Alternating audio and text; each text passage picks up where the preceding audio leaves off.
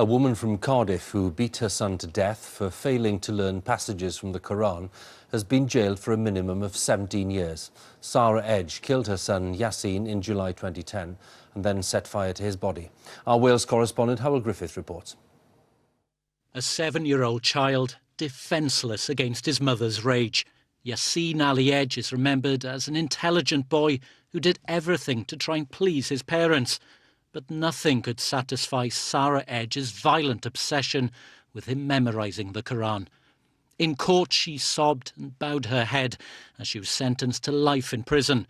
She collapsed to the floor as they tried to lead her from the dock. The judge said that on the day of his death, Yasin was kept home from school so that he could dedicate himself to his studies of the Quran. He added that on the day Yasin had failed in some way, because I'm satisfied that it was that failure which was the trigger for the beating.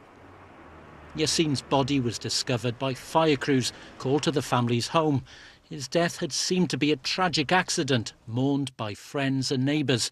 But Yasin's body had been set alight by his mother as she tried to hide his injuries.